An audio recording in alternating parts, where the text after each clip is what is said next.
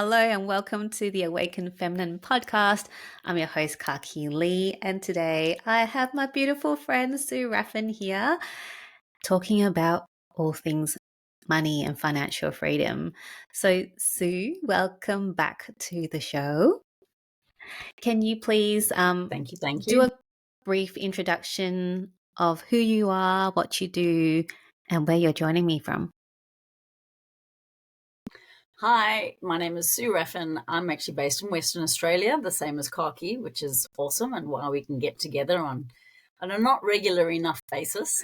I am an empowerment coach and I also am a business mentor. So I assist women to create financial freedom on their own terms with a business model that allows for them to do exactly that using their personal brand. But otherwise, I'm a mom. I got 3 awesome teenage kids, a hugely supportive husband, and life is good. So I am very grateful and fortunate to live a life by design because I have learned that we're all capable of creating that. I love that. I love that introduction so much. Yes, life by design.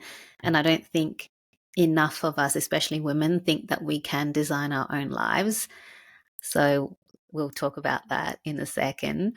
But I want to ask you this question. I've asked you this before, but things move and change all the time. So I want to see what your definition of the awakened feminine is in this current chapter of your life. Ooh, I love that because I think many of us women live in our masculine, right? We've been almost modeled to live in our masculine, to push, to hustle, to do, to be everything to everyone, and not trusting our feminine, because our feminine allows for that to happen. It's a balance, right, between masculine and feminine, but many of us are in the burnout, adrenal fatigue, close to exhaustion. We kind of model that more than anything. And so the feminine energy allows us to go within and be more of our true selves, knowing our self-worth, our self-belief, our self-trust. And being awakened means realizing that there is another way, that we are deserving of feeling at ease and in flow, and magic still unfolds. We don't need to constantly be in the masculine. It's a balance, but we can lean more into our feminine, and that's the real magic that we have. And becoming awakened and aware of that is huge. And I think, it happens as we grow older and wiser, we lean more into that. So yes, I would say that it's owning your feminine energy and trusting it to provide for all that you need, desire, and want. This question popped up as you were talking. I think most women, and myself included before I awakened, we don't know how to tap into our feminine. How did you start tapping into your feminine, or were you always quite tapped in? Oh no, I was definitely in my masculine. Yes, absolutely in my masculine, because vulnerability was a huge danger zone for me. And so I had up my guards and my defenses and kept people at a safe distance, not to get hurt or to love too much. And I would say that it was having children. My children cracked my heart open that little bit more. And also I raised my children for a decade. So I was the boss of my calendar. I was the CEO running the show. And it was when they were all in full-time school and I thought, okay, what am I going to be now that I've grown up? Because the goal was always to raise my own children. It was then that I went into life coaching, not knowing that it would help me to learn more about myself than anybody else. So it was only in my 40s that I started to realize that who I thought I was not my true self. It was my survival self. Whew. Wow. That's how I want to know, like, what was the aha that you went, oh, wow. Because obviously you went into life coaching to go, I'm going to help everyone because that's what you do. But like myself, I think we both kind of went, oh, it's actually to help us. What was there a particular moment that you went, oh, it's for me and not, I mean, obviously we're helping people, but really we have to help ourselves first in order to help others. It was definitely, I was completely unaware that vulnerability was something that I was terrified of. Now, we cannot connect with somebody else completely if we're not willing to be vulnerable. And I had no awareness of that. And I remember it was in the first weekend of doing this coaching course that, the whole weekend they were trying to find what's your block, what's your block. And anyway, I'm doing this thing going, I don't get this. I don't know what this is all about. What's going on? And I kept saying, I'm not having the ahas that everyone else is having, right?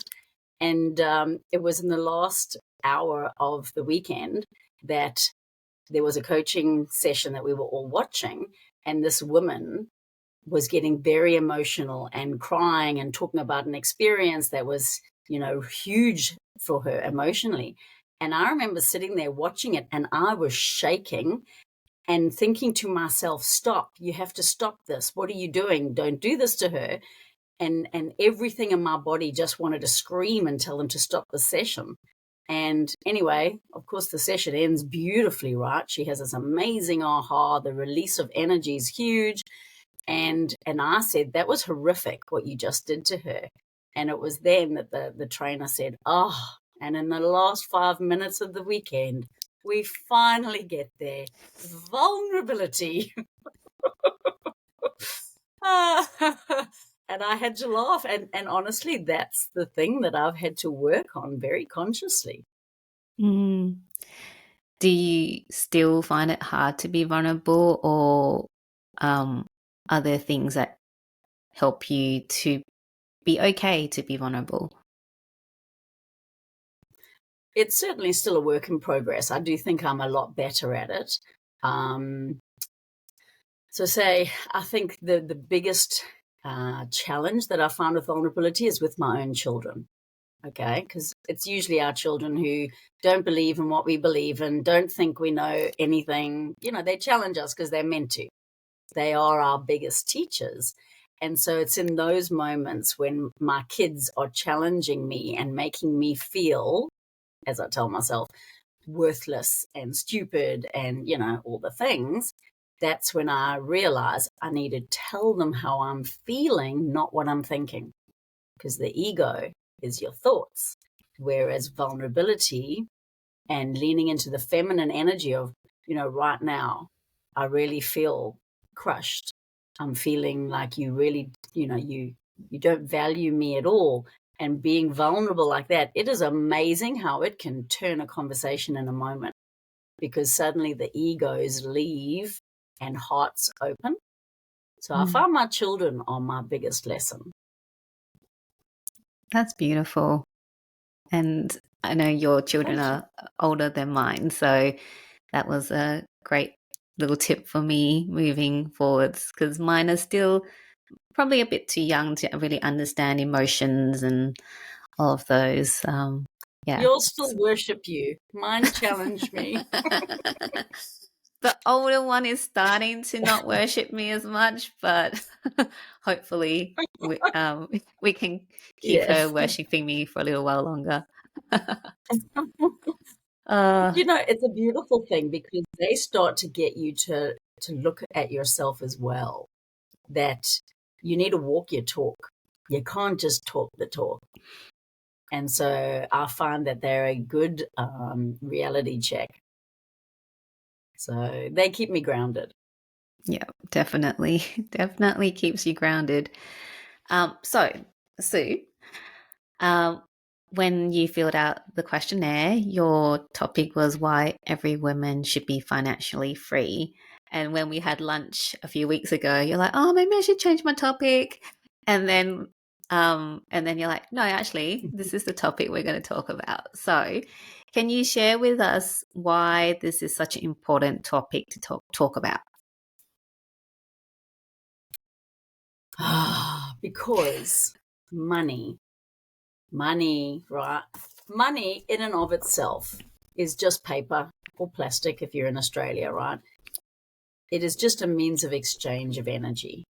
But it's energy, okay, which your bank account and how much is in it is actually a reflection of your self-worth, because how much money you have is how much self-worth you call in. Now, I know that that sounds a bit left of field and probably a bit crazy, but making money is actually easy when you understand your potential and limitless potential in being able to do so. But what I've learned is that we all have ancestral financial trauma, right? We all were raised with the belief that money's hard to come by, you've got to work hard, all those limiting beliefs about how elusive money is and how you almost have to sell your soul to the devil in order to get it, or you have to work yourself into the ground. And it's ancestral. I mean, I personally have lots of millionaire friends, right? They're completely abundant. And this is not to impress, but to impress upon you that even when I have conversations and listen to everybody in the way in which they talk, there's still scarcity.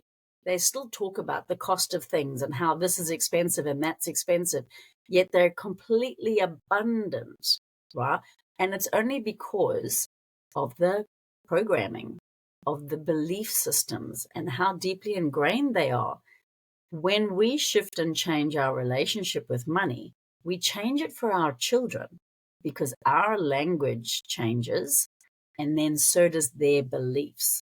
But it starts with us working on our relationship with money. And as women, especially because we, have the children, maybe quit work to have children, or maybe even if you are working, and this is what I never realized when I stopped to raise my kids for 10 years, when you do stop getting an income, and we live in a society that measures everything with numbers, your worth is equivalent to your bank balance or your paycheck, right?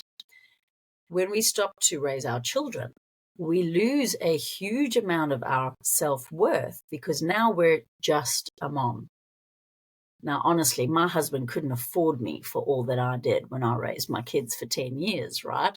But as a society, we don't value the immense workload that mothers undertake, staying home, raising children. And because we now don't have an income, it's not conscious and it's not something that we talk about, but we feel less than because we're not financially contributing to the family. And I'm just talking from my experience, right?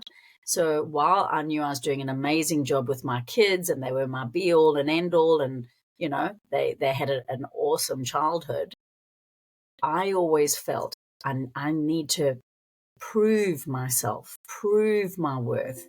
I need to be earning an income. I need to be doing something. And so after 10 years, when it was time for me to do my own thing, that's when I went into coaching. That's when I went into online digital business. And it's not about needing to prove that I can earn a certain value. It's my self-worth that I am worthy of calling in money. And so it's just been huge for me to show my children that mom matters too, mom has interests too, and mom can earn serious money. Because again, our children measure us by how much dad earns versus how much mom earns, even though they know that, obviously we're all contributing. We have huge ties to money. We live in a monetary world. And so a lot of people that, women that go into business for themselves don't charge their worth because, again, charging high ticket versus low ticket, because low ticket's comfortable. We're used to dealing with smaller numbers, whereas calling in bigger numbers requires you to find yourself on a deeper level. So yeah, money is the tool and the means that we start to work with, but it's not about that. It's energy. It's all energy. I Hope that love. makes sense. Yes, it does. And so many questions popping up, and I'm like, I've forgotten half of them already, but that's okay. One of them is so the 10 years that you took off from your career, because you were saying how women lose their self-worth when they stop working because they're not making an income and it feels like they're being reliant on their partner. Did you feel that during the 10 years, or was it only when you're like, oh, I need to come back into the workforce, I want to do life coaching, that you kind of realized that you had that feeling? Did you notice it when you were actually off work? No, I suppose because we knew that was the career choice that I was choosing at the time. So it wasn't as pertinent or obvious to me then. And it's also why 72% of Australian women have done network marketing, some form of trying to contribute to the family's income. I think it was more when I knew that I was, the children were going to be in full-time school, and I really felt like I lacked purpose and fulfillment. And that was because I did have this drive to now sink my teeth into something for me, because, the children were doing their thing. And I had worked in the finance industry and corporate before, but having worked, having stayed home with the kids for a decade, I just couldn't go back into helping to build someone else's dream. I needed to build my own. And that's when I was exploring my options to study, gain some qualification that would then allow me to leverage that education to earn an income and build my own empire. Mm, love that. And I put my hand up. I was someone that explored network marketing, not successfully. It just wasn't my cup of tea. But yeah, that was something Yeah. that I explored as well, because it's something I can do from home and still be around my kids. Yeah, and when you were talking about how your kids measure you in terms of how much dad earns and how much mum earns, even though they know mum, looks after them, it's funny because I'm like, oh yeah, even my little ones do that. My daughter, maybe about a month or two ago, is like, Mummy, why don't you go to work? I'm like, Mummy does work from home. And then she started asking, she's been very interested in numbers lately. I'm like, how much money do you make? Or how much money does daddy make? And I'm like, you don't need to know. But yeah, it's interesting, even Yes. from such a young age. She's 8 now, very interested in how much I make, and also how much other people make as well. So it's interesting how already they are programmed, even though they don't need to earn money in the society. Yes. And you know what? I was the kid who always asked that question of people, how much do you earn? And of course, I'd get shut down that, oh, we don't ask that. That's not polite. And I used to think, why? It's just a number. Why don't you just give me the number? And it's because it is so deeply ingrained that our number equates to our worth. What nonsense. We are far more valuable than any number on a paycheck.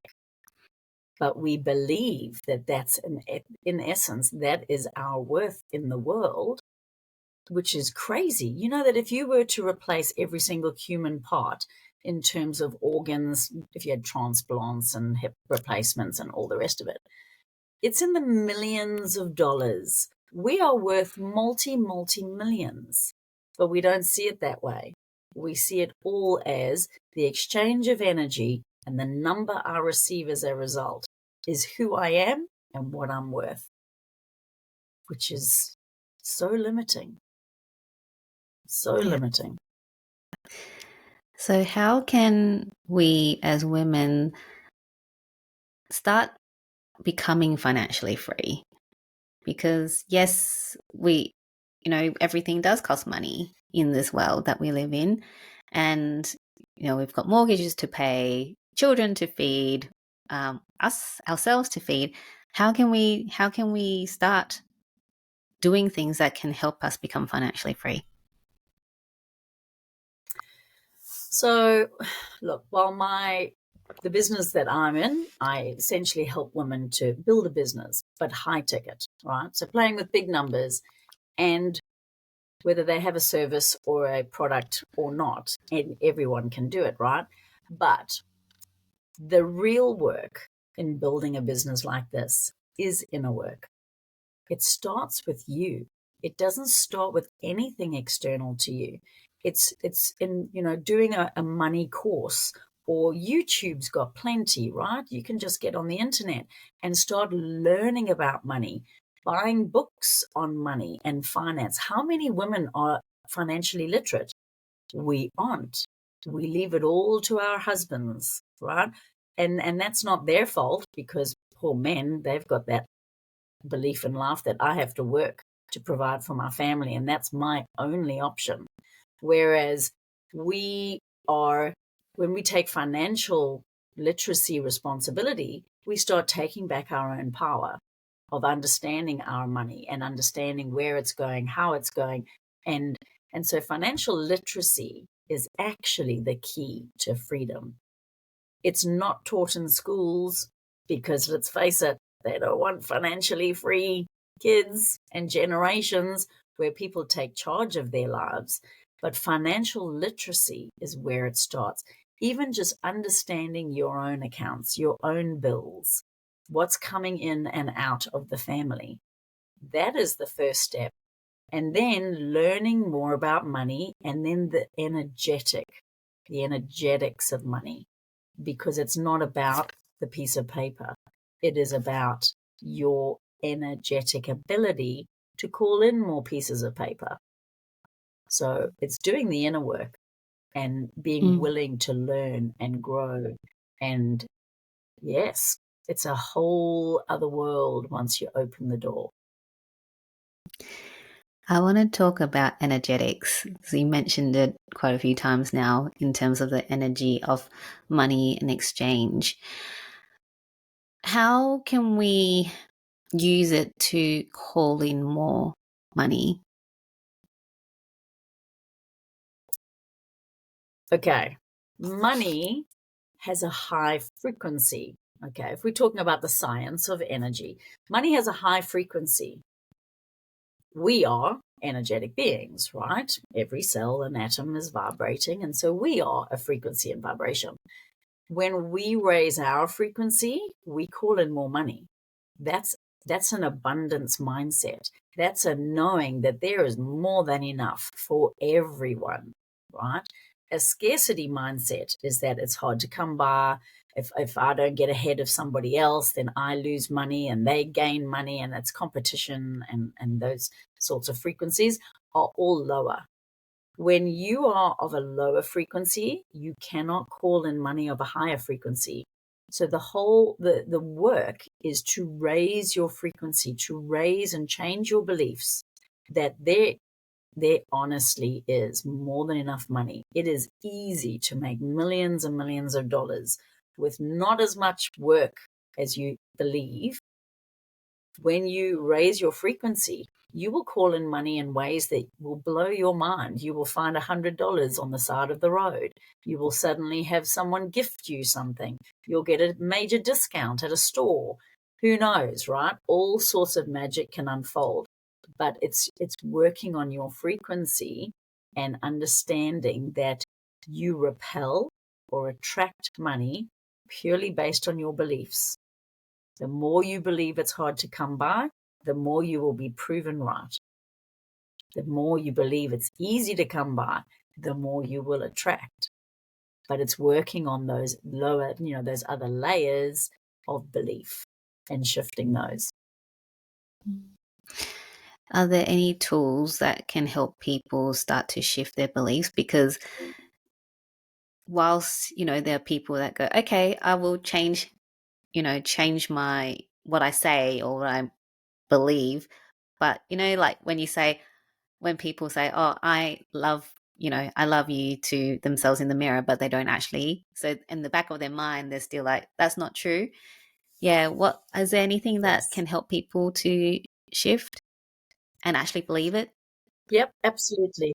So our entire community is all built on the foundation of one book. So if there's one book you invest in, and there's online versions, it's The Magic by Rhonda Byrne, right? Because it all starts with gratitude. Be grateful for what you currently have, because if you are not grateful for the money that you have now, the ability to pay bills, pay for food, pay for a roof over your head, if you don't have gratitude for what you already have, you will not attract more, because it starts where you're at right now. Another could be when you are paying a bill, right across it, thank you, thank you, thank you for the fact that you were able to pay it. When you're going to the shops and paying for groceries or a dress or whatever it is you're buying, always when you come to make payment to yourself, just say, thank you, thank you, thank you that I can pay for this. So it's having gratitude for what you've currently got that starts the journey, because now you're starting to recognize that you're more abundant than you possibly believe. That will start the initial shift to going, wow, at the end of the day, my needs are met, right? The things that I need to pay for are covered. And so starting with gratitude is the easiest way to get in the habit of constantly being grateful for the money that you have. And in time, you will start to attract more and be able to show even more gratitude for the unexpected money that's coming in. But The Magic by Rhonda Byrne is definitely one way to start. It's a 28-day daily practice where each and every day you're building on your gratitude. And I can almost guarantee it will change your world. Gratitude, Have you read it? definitely. You gave it to me for my birthday, I think, last year. Yeah, I haven't read it yet. I swear. Open that book. And you know what? The chapters are 5, 6 pages. So it's beautiful. It's a daily practice and it's 5, 6 pages. And every day is a different practice just to start shifting your awareness. Mm, And that's all yeah, it takes. Shift awareness, and literally you change perspective, change your world. yeah, definitely. I just did a 22-day gratitude challenge, and because I was feeling that my gratitude I wasn't consciously being grateful. And I mean, just doing the 22 days, very simple reminder each day to do it has been life-changing. So I know with Yes. Rhonda Byrne's book, The Magic, it's like different exercise every day. And so and it's more in depth. So I know that would definitely be more life changing. I think I haven't done it yet because I'm like, oh, I need to be really committed. So I haven't like gone and read it yet. And you'll find that you'll enjoy it because the activities are super simple, right? It's not about needing to reinvent the wheel or add something else to your list of daily chores. Super simple. It's often the simplicity that creates the biggest shifts. Yeah, definitely. What's your favorite gratitude Read that practice? book, Kaki. Yes. Um, so my favorite one of the year. So I'm showing gratitude all the time when I'm walking. Each footstep is a thank you, thank you, thank you, thank you. I'm noticing the trees. I'm noticing the fresh air. I'm noticing the sky, the sun, the birds. Okay, so like for me, I do it all the time because it's a practice. Okay, and it's something that's consistent for me. But the one practice that I do love is every Christmas Eve, our family's always had a tradition since the kids were tiny, of having, we'll sit around the dining room table and we'll each have a mason jar. And then in the middle of the table, we'll have a pile of M&Ms, Smarties. I'd love to say grapes, but they poo-pooed the grapes. Anyway, there's chocolate, right? And so there'll be Smarties in the middle of the table. And what we do is we'll go around from person to person, and you get to claim a chocolate and drop it in your mason jar for everything you're grateful for from the past year. And what I love about it is that it starts off being silly. I'm grateful for the air, and I'm grateful for the, the dog, and they kind of start off silly. And then what I love is that it becomes deeper. They start to give a bit more thought to it, and they'll be grateful for achievements or things that have happened for them in the year. But then what I love is then it shifts to the gratitude they have for their family members. I'm so grateful that my brother, recovered from whatever, maybe whatever, right? Anyway, it becomes about other people and not themselves. And then it becomes, how many can you pick up when no one's noticing, and sneaking more, and so it turns into a bit of fun. But yeah, we do that every Christmas Eve, just to remember that in an entire year, most people will say, oh, 2018 was a crappy year because 3 things went wrong. 3,000 things went right, but we don't focus on those, do we? We focus on the 3 things that went wrong. And so that's just a practice to remind my children that there are many miracles that happen every day in their lives, and to be aware of them and look for them.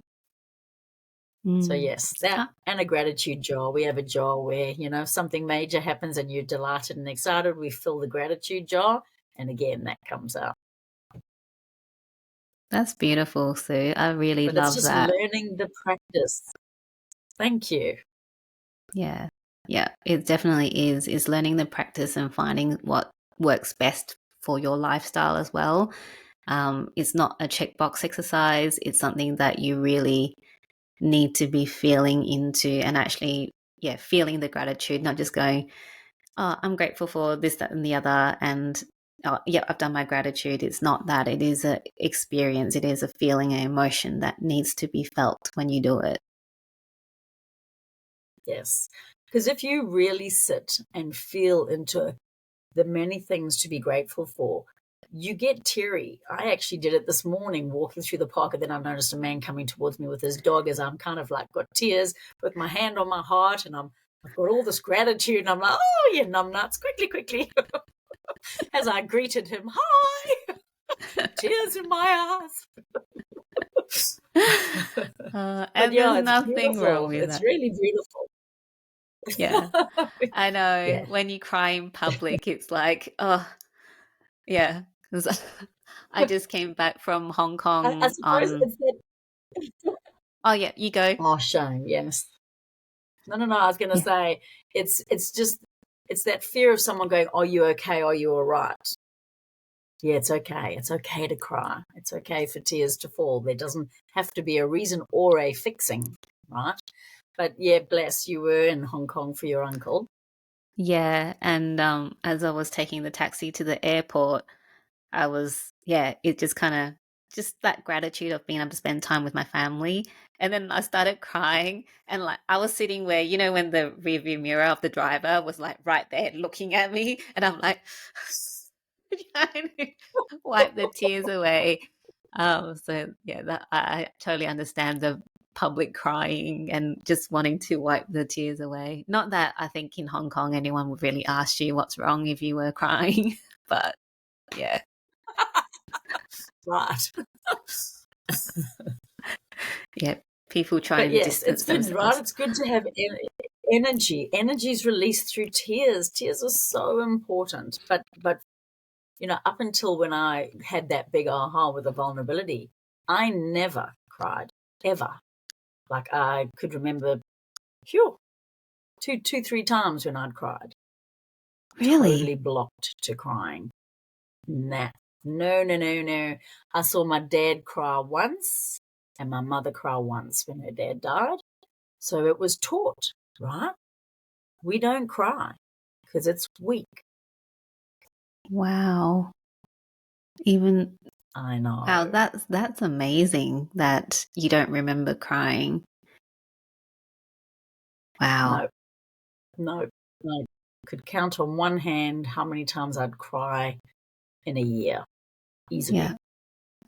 Can you And still even count now on it's one hard. I hand? find that I can cry for happy reasons, I don't cry so much for hurt or sad feelings. I switch to pragmatic. Right, what can I do about this? How can I fix Mm, this? I automatically go to solution mode. But now I'm absolutely more conscious of sitting with the emotion and feeling it before yeah. going into solution mode. You switch to the masculine because that's what masculine do, is like the females like Self-preservation. yeah. How interesting. Mm. So yeah, Mm, crying tears of joy is a lot easier than crying tears of sadness. Yeah. yes, Mm. yes. So I can easily cry laughing at the dinner table, watching something on TV and, cry. Like I cry very easily in the happy side of things. But in the true emotion or heavier emotion side of things, nope. No, Mm. no, no, no, no. So even if you watch a sad movie, is no, still not. Oh, yes, then I could, because Yeah, it's not because it's real. not It's your not yeah, mine. it's not yours. Yeah, yeah. But I think Mm, I can't remember a long time ago. I think it was Japan or it was an Asia country. They were encouraging people to watch sad movies because Asians tend to block, like suppress. We have a lot of suppressed emotions. So, in order to get people to actually feel, even if it's not their own, it was to, so that they can release. wow. Yeah. Yeah. I can't remember. It was, yeah. Amazing. Yeah. It was a while ago because I Wow, remember that's a going great, back. I'm like, great practice. yeah, because you cry because you resonate with what you're watching. Even though it's not yours, there's something that's obviously pulling a heartstring. Yeah. Yes, yes, yes. And Mm, it reminds you that you can do it. yes. And it's okay to do it. Yeah. Although my Yes. husband laughs at me to the point because I just cry over. I can cry very easily when I watch a movie, and he's like, "Was that even sad?" I'm like, "It was." I just like crying. He just thinks it's Yeah, funny. don't dismiss my sad. I just need to cry right now. Yeah, so it's quite funny. But let's go back to financial freedom. So gratitude is, a big one of those. And you did mention an ancestral trauma before, even amongst your friends who, you said are millionaires, that there's still that ancestral trauma that is there. I know for me there's a lot, and with my uncle's passing, there's a lot being brought up to the surface. Not really for me specifically, but for my family. It's just like, Mm, whoa, what is happening here? Um, have you had to clear any of your ancestral trauma, and what are some ways that people can do it if they had? Well, everyone has ancestral trauma, but yeah. So I do this beautiful practice with clients and my team where we go back in time to the first time you heard a conversation about money as a child. And often it can be parents arguing over money, right? We were invariably exposed to the family discussing money. And then it's about shifting the beliefs around what you thought and felt at the time to what you actually needed in that moment. So it's kind of like a timeline therapy. But also, what I find hugely helpful is you can also meet with money and talk to money and have a conversation. And money will tell you what it thinks of the way you've treated it. So those are two NLP practices, which are pretty mind blowing because people are like, holy moly, didn't even know I could talk to money because, that sounds a bit wacky tobacco. Um, so clearing ancestral, I feel, is listening to your own language around money and then listening to your families. How often do you go, oh, we can't afford that? Because you can. You can. But if you keep telling yourself what you can't have, guess what? You keep attracting more things you can't have. We are self fulfilling prophecies. Literally, our thoughts and our words create our reality. And so the ancestral side of things, fortunately, when I was a child, I remember my mom and I used to go grocery shopping. And so we'd go to the supermarket and I don't know, I was probably 10, 11. And I remember like I'd pick up a deodorant, or I couldn't have been getting a deodorant at 10 or 11. But anyway, whatever age I was, I'd pick something up and go, oh, can I get this? And she'd go, throw it in the trolley because we're rich. We are so rich. And so we used to laugh as we used to go through the supermarket, constantly saying how just let's get it because we're rich. And that's feeding a belief system that we can have whatever we want because we can afford it. And so fortunately, I never had many limiting beliefs growing up. My parents were pretty good that our needs were always met. And it was only when I was older that I found out my folks struggled when we were small. My grandparents had to help them out often with money. But from what I know, we weren't aware of that at all. That was that was news to me when I was told that actually they struggled as a young couple, having young children. So always had this belief that I'm fine. So when I left South Africa, moved to London to do the travel thing, I arrived with 200 pounds to my name, and I was good because I knew I'd get a job and I'd find my way and things would work out, and they did. Because 200 pounds I had 200 pounds, it was better than zero. I was grateful for what I had. I didn't know it at the time that it was called gratitude, but that $200 or 200 pounds got me to Australia, helped me build an entire beautiful life. 200 pounds. Wow. That's a beautiful what story. You believe. Have you ever got any insight as to why your parents were like, we're rich, even though they were struggling? Like, did you get any insights into why they did that to help, obviously for you, because you didn't end up having any of those traumas because you thought everything was great? I think that, so my mom, my mother and I were like this. And then she passed away in 2009. And that's when it's kind of like she needed to leave for me to find my truth.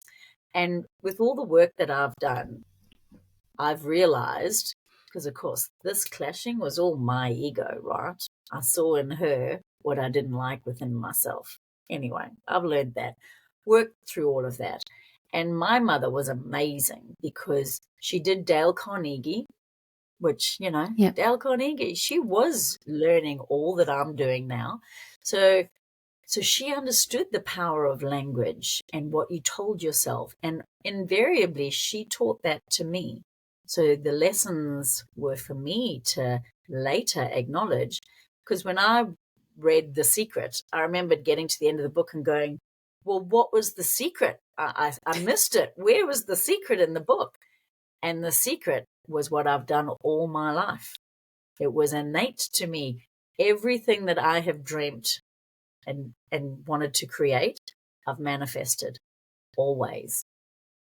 But I didn't realize that was a skill set that my mother must have given to me without me obviously knowing it, because it's always been dream big and achieve. Dream big and achieve. You just do the do, right? Take action. Move towards your dreams and you'll achieve them, because why wouldn't I? Why wouldn't I? It's belief, self-worth, self-trust.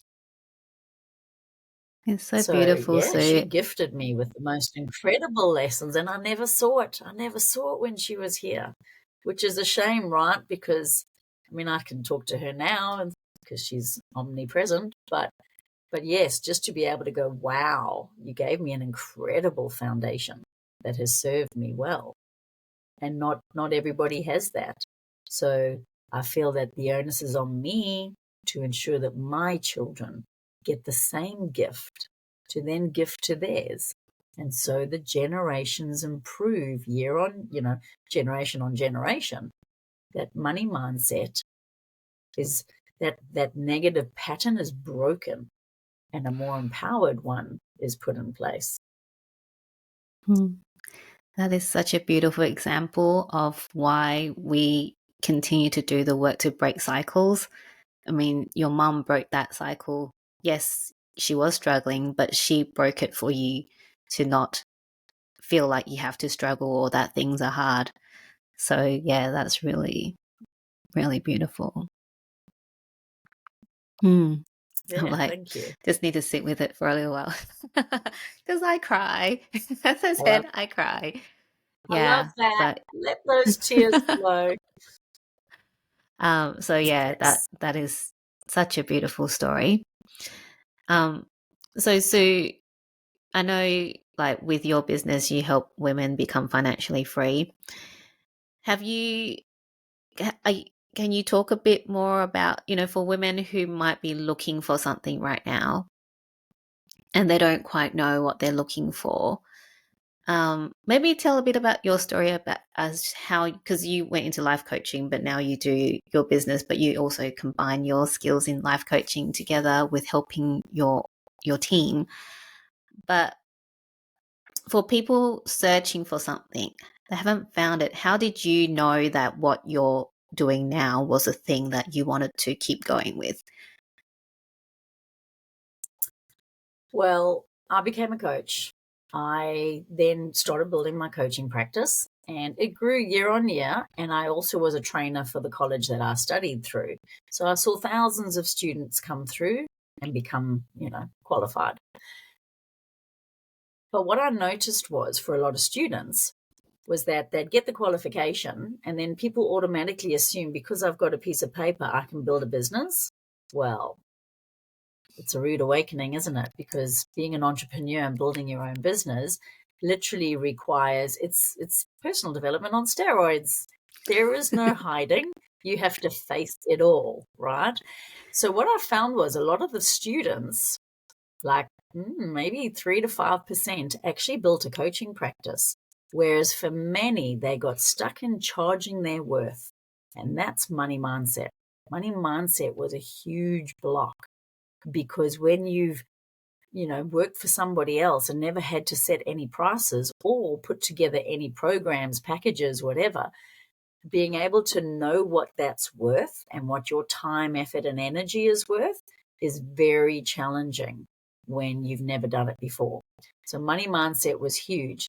And so then, my coaching business was growing, but not growing at the extent that I wanted it to. And I knew that in order to scale would require a much bigger investment, but also more of my time.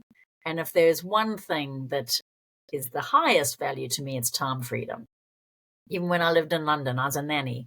I had one kid at school all day. I flaunted around. I had a Saab 900 convertible. I was not there to work hard. I was there to live the good life. And I did. I had an amazing family, and life was great.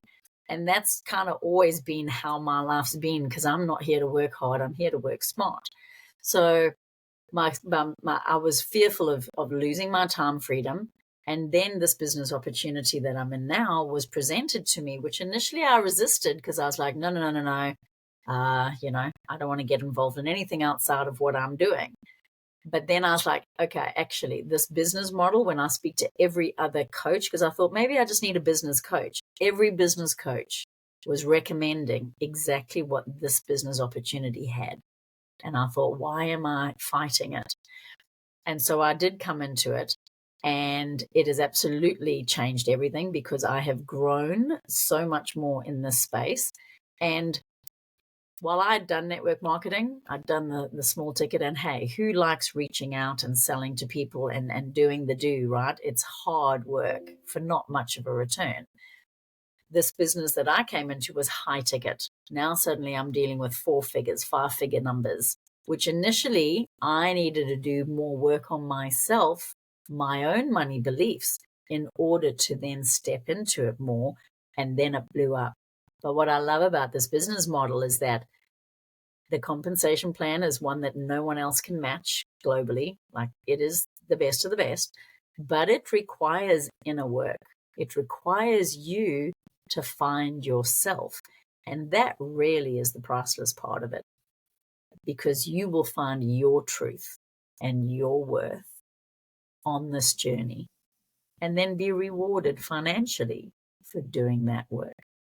And it's in community, it's in mentorship, I have certainly learned that it is easier to grow a business when you link arms with others than when you do it on your own. It's a lonely journey, and the itty-bitty shitty committee in your head is constantly giving it to you and telling you why you won't succeed. So, yeah, it's been a game changer. Yeah. I'm not in the business with Sue, but I do have the product and it's amazing. So anyone that does want to build this kind of business is like the product is amazing. Like I recommend it to my friends, but uh, um, they're kind of like, oh, yeah, because they're all scientific.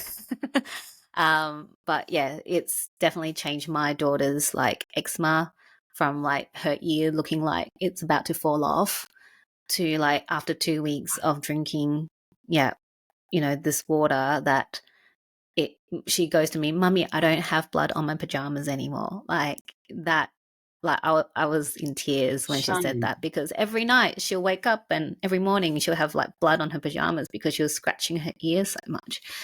So it's a product like that I absolutely love.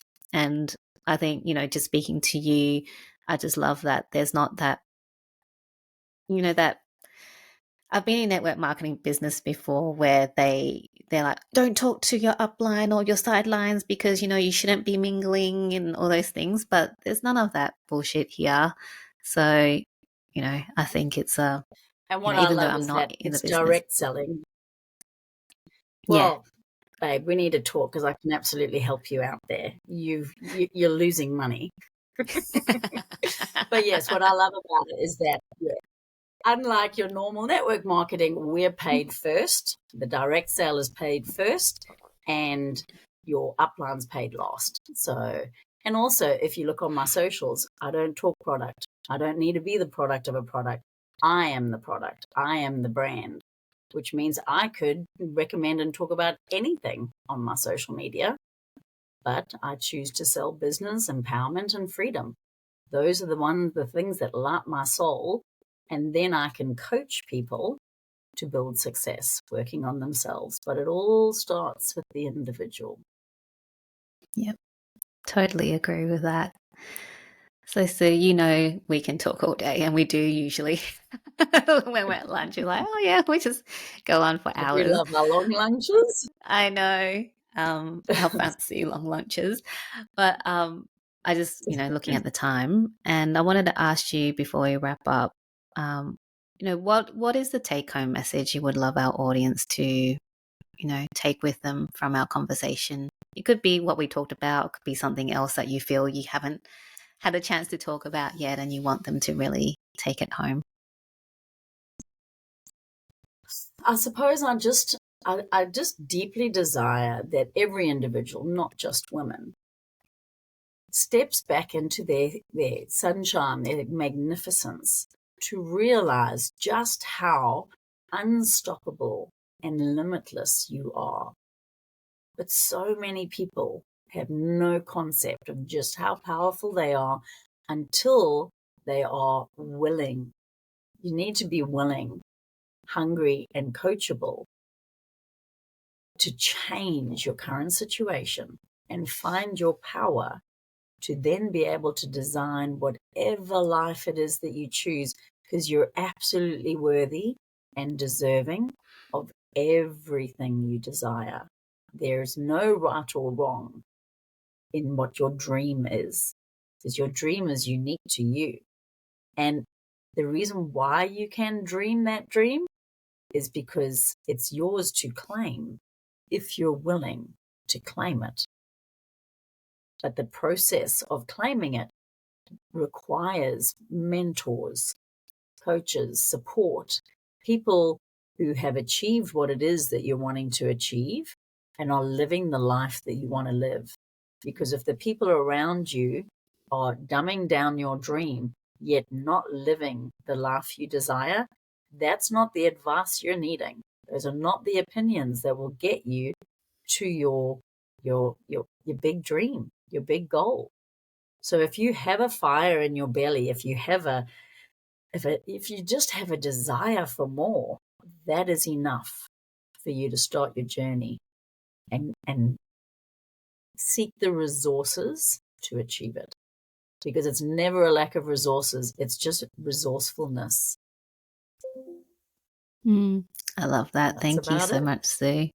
Yeah, thank you. Thank Now, I you. know you've got a little offer or a gift for our audience. Do you want to talk a bit about that? Absolutely. So I would love to gift a strategy call, just an opportunity to get on a call to discuss where are you and where is it that you want to get to, and just assisting you with the next steps that you can take to head in that direction, to start making it a reality. Because if you can dream it, you can achieve it. But you want to be able to find help from somebody willing to cheer you on and help you to get there. Also, if you are keen, let me know, and I've got an online version of the magic. So if you're keen for a copy of the book and you want to do the 28-day process, let me know. I'm more than happy to share that.